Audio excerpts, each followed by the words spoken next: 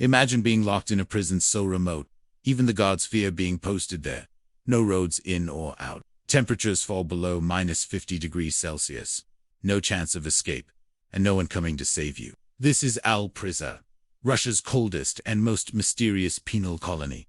And almost no one outside Siberia even knows it exists. Before we dive into this frozen nightmare, make sure you hit that subscribe button, because what we're about to uncover will show you just how far governments will go to make people disappear forever. The place that doesn't exist. So yeah, here's the thing about Al-Priza. Officially, it doesn't exist. You won't find it on any government websites, prison registries, or human rights reports. But trust me, it's real. And it's been operating in complete secrecy for over 3 decades. Located deep in the Siberian wilderness, about 800 kilometers north of any major city. This place was designed with one purpose: to house prisoners that the Russian government wants the world to forget about. Political dissidents, journalists, activists, people who asked too many questions or said the wrong things at the wrong time. The name Al-Prison isn't official either. It's what the few guards who've worked there call it.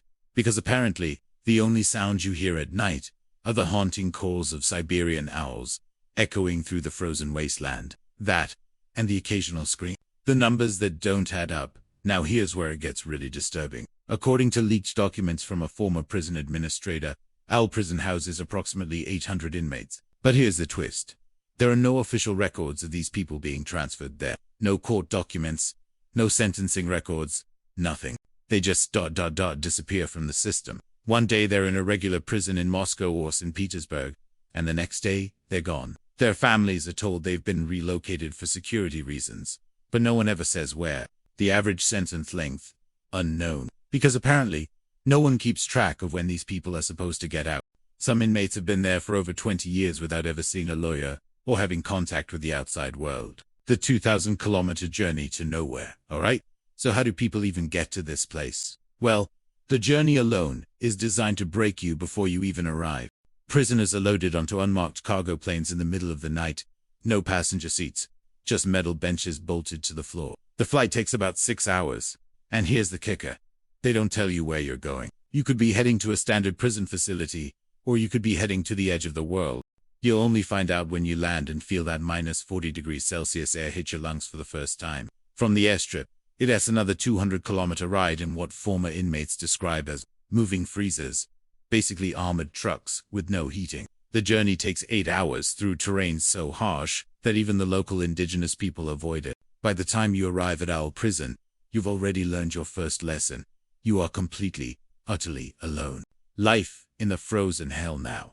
Let us talk about what daily life looks like in a place where the temperature stays below freezing for 9 months of the year. The prison consists of 12 concrete barracks, each housing about 65 prisoners. The buildings were constructed in the 1990s using Soviet-era techniques, which means they're about as energy efficient as a cardboard box. Each barracks has one central heating system that runs on diesel fuel. But here's the thing. Fuel deliveries only happen 3 times a year, and they're completely dependent on weather conditions. So, yeah, there are months when the heating simply doesn't work. Prisoners have to huddle together for warmth, and frostbite is just a normal part of life. The daily routine starts at 5 a.m. with what they call ice call. Basically, roll call, but conducted outside in whatever temperature Mother Nature decides to throw at you. Breakfast is served at 6 a.m. Watery soup, stale bread, and if you're lucky, some kind of mystery meat that's probably been frozen solid for months. The work that kills. But wait, it gets worse. See, even in this frozen wasteland, prisoners are expected to work. The primary job, ice mining. And no, I'm not making this up. The prison operates a small-scale ice harvesting operation, where inmates use hand tools to cut blocks of ice from a nearby frozen lake. This ice is supposedly sold to fishing operations in remote communities. But honestly, it seems more like busy work designed to slowly kill people through exposure. Prisoners work 8-hour shifts in temperatures that regularly drop below -45 degrees Celsius. They're given basic winter gear, a coat, gloves, and boots, but nothing that's actually designed for extreme cold weather work. The result, severe frostbite, hypothermia, and what medical experts would call the medical nightmare. Speaking of medical care, Al-Prison has exactly one doctor. He's not exactly what you'd call qualified. According to a leaked personnel file, He is a former veterinarian who lost his license for malpractice and got the job because he was the only person willing to move to the middle of nowhere. The medical facility consists of a single room with 2 beds, some basic first aid supplies, and a space heater that works maybe half the time. Serious medical emergencies require evacuation by helicopter, but flights can only happen during good weather conditions. In winter, that means waiting potentially weeks for help. The mortality rate at Owl Prison is officially listed as classified information, but former guards estimate that about 15 to 20 inmates die every year. The causes: hypothermia, infected frostbite, workplace accidents, and what the administration likes to call natural causes, which is basically code for we let them freeze to death. The guards who can't escape either. Now, here is something that really got to me. The guards at Owl Prison are almost as trapped as the prisoners. See, guard duty at this place isn't exactly voluntary. It's where the Russian prison system sends guards who've screwed up at other facilities, or who've seen things they weren't supposed to see. A typical assignment lasts 2 years, but many guards end up staying longer because, honestly, where else are they going to go?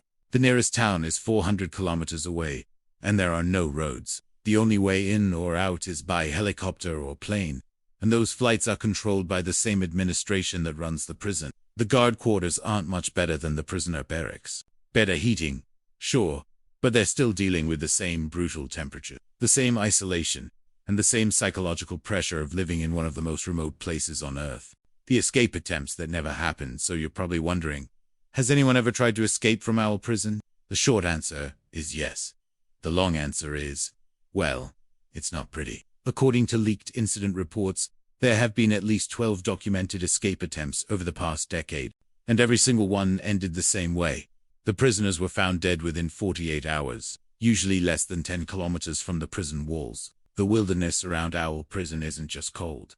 It's actively hostile to human life. There are no shelters, no food sources, and no way to navigate without proper equipment. Even if you somehow managed to survive the cold, you'd be walking through 800 kilometers of some of the most dangerous terrain in Russia. The prison administration doesn't even bother with major security measures because they don't need them. The environment itself is the best guard they could ask for. The digital blackout. Here is something that really highlights how isolated this place is.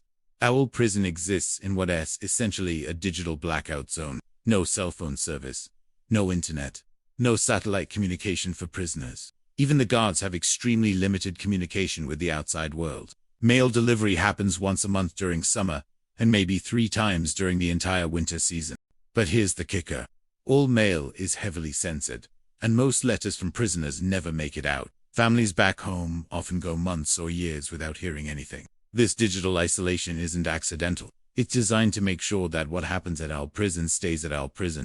No social media posts, no leaked videos, no real-time communication with human rights organizations. It's like the place exists in a different century. The psychological warfare, but you know what's maybe even worse than the physical conditions? The psychological warfare. See, the administration at Owl Prison has perfected the art of breaking people's minds along with their bodies. There is something called ice punishment, where prisoners who break minor rules are locked in unheated isolation cells for days at a time. These cells are basically concrete boxes with no furniture, no bedding, and no protection from the cold. Prisoners often emerge with severe frostbite, and what psychologists would recognize as trauma-induced mental breaks. Then there's the uncertainty factor. Remember, most prisoners don't know how long their sentences are, or if they even have official sentences. They retold. They'll be released when the state determines they are no longer a threat. For most people, that translates to never. The psychological impact of living without hope, without any timeline for freedom, in conditions that are slowly killing you. It has a form of torture that doesn't leave obvious physical marks. The whistleblower who paid the price. So how do we know all this information about a place that's supposed to be secret? Well, in 2019, a former guard named Viktor Petrov managed to smuggle out documentation and photographs from Owl Prison. He'd worked there for 3 years and couldn't stay silent anymore. Petrov released his information to international human rights organizations and several European journalists. The documents included prisoner rosters, medical records, incident reports, and some truly disturbing photographs of the conditions inside the facility. Within 6 months of going public, Petrov was found dead in his apartment in Moscow. Official cause of death: suicide. But his friends and family insist he was planning to move abroad and start a new life. The timing was ... suspicious, to say the least. His information remains the most comprehensive look we have inside our prison, and it's the primary source for most of what we know about this place. The international blind spot. Here's what's really frustrating. International human rights organizations know about our prison, but they can't do much about it. Russia doesn't allow independent inspections of its prison system, especially facilities related to national security. The European Court of Human Rights has received dozens of complaints from families of people who they believe are being held at our prison, but without official acknowledgement that the facility exists, there's no legal pathway for intervention. It's a perfect catch-22. The prisoners cooee and file complaints because they have no communication with the outside world, and their families cooee and file complaints because there is no official record of where their loved ones are being held. The modern gulag system. Look, let's call this what it is. Our prison is a modern gulag. It is a place designed to house political prisoners in conditions so harsh that most of them will never survive to tell their stories. It is a way for the Russian government to eliminate dissent without the messy business of public trials or official executions. The Soviet Union used similar tactics during Stalin's era, sending political prisoners to work camps in Siberia where they'd die from cold, overwork, and neglect. Our prison is just the updated version. Smaller, more secretive, but arguably more effective at permanently silencing opposition voices. The scary part is that this model could be replicated anywhere. All you need is a remote location, harsh environmental conditions, and a government willing to make people disappear without accountability. The families left behind. But let's not forget about the families. Right now, there are hundreds of people across Russia and other former Soviet states who have no idea what happened to their loved ones. They know their family member was arrested. Maybe they know they were initially sentenced to prison. But then, nothing. Imagine not knowing if your father, your brother, your son is alive or dead. Imagine calling prison after prison, only to be told that no one by that name is in their system. Imagine hiring lawyers who tell you they cooee and help because there rests no official record of where your loved one went. These families live in a constant state of hope and despair. They can't mourn because they don't know if their loved one is dead. They can't fight for release because they don't know where to fight. They're trapped in their own kind of prison, one made of uncertainty and grief. The economic reality now. You might be wondering, how does a place like our prison even operate economically? I mean, it's expensive to run a facility in the middle of nowhere, especially one that requires regular supply flights and specialized equipment. Well, here's the thing. Our prison isn't funded through the normal prison system budget. According to the leaked documents, it's funded through a series of shell companies and black budget allocations tied to national security spending. Essentially, it's invisible on paper. The ice mining operation brings in some revenue, but not nearly enough to cover operating costs. The real funding comes from sources that don't want to be identified. Probably intelligence agencies and other government departments that find it useful to have a place where people can disappear. It's essentially a business model built on making human beings vanish. And apparently, there's enough demand for that service to keep the place running. The frozen truth. So there you have it. Owl Prison. A place that shouldn't exist in the 21st century, but absolutely does. A reminder that even in our connected, documented world, it's still possible for governments to make people disappear completely. Right now, as you're watching this video, there are roughly 800 human beings living in conditions that most of us can't even imagine. They wake up every morning not knowing if they'll survive another day, not knowing if anyone remembers they exist, not knowing if they'll ever see sunlight again. The coldest part of this story is the minus 50 degrees Celsius temperatures. It is the cold calculation that went into creating a place designed to erase human lives from existence. It is the bureaucratic machinery that can make a person vanish so completely that it is like they never existed at all. If this investigation opened your eyes to what's really happening in remote corners of our world, share this video. Let people know that places like Owl Prison exist, because the only thing worse than knowing about this frozen hell is pretending it doesn't exist. Leave a comment below. Do you think facilities like this exist in other countries? What would you do if someone you loved simply disappeared into the system? Do you want to forget to subscribe to our channel for more investigations into the stories that governments want you to know? Because somewhere out there, in the coldest, most remote places on Earth, people are suffering in silence. And the only thing standing between them and complete oblivion is our willingness to remember that they exist. Thanks for watching. And remember, the most dangerous prisons aren't the ones we can see. They're the ones that hide in plain sight, disguised as places that don't exist at all.